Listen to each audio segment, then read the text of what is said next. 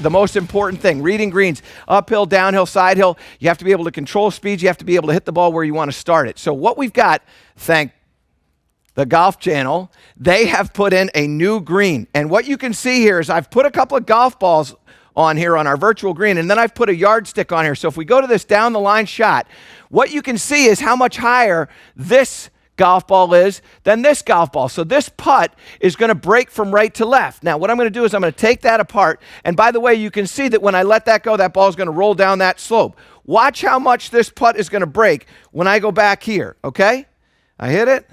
Look at that thing swing over to the side there. So in order for me to make this putt, I've got to hit this thing way up that hill with a lot more speed in order for me to get this ball to go in the hole. Now, how do you read a green? Well, you have to read greens with your feet, not with your eyes. If you look, you might not see. Your eyes will play tricks on you. What you have to do is you have to understand what's happening under your feet. So if I get into this camera right here and I stand just like this, so if you can give me a camera one and I stand like this, let's go all the way up. And what you're going to see is, let's pan that camera all the way up if we could so that we can back it out if you can. And what happens is you can see that my left leg almost looks like it's a little bit longer because I'm trying to bend this right knee. You can see how that's different. And if I stand here in this fashion, what you'll feel is there's an angle between your shin and the top of your foot.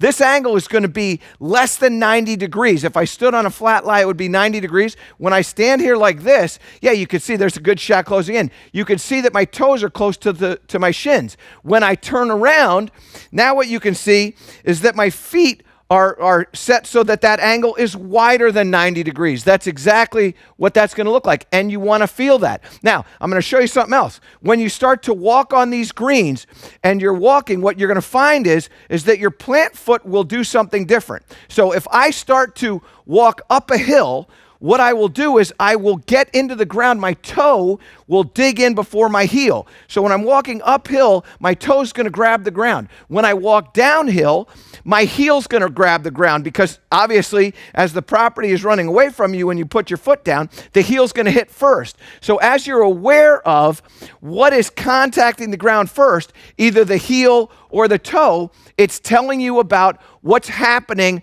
around that green and around the hole. And so the easy thing for you to do is get away from this concept of I've got to see what's going on. I want you to feel what's going on, and I want you to walk those greens. Practice walking the greens. And what I would also suggest, by the way, is if you like to take golf cars, make sure that you're the passenger in the seat, and about 30 or 40 yards before the green, get out and walk up to the green. And I promise you what will happen is you'll start to have a better understanding of what's happening when you get on the green and how to read green.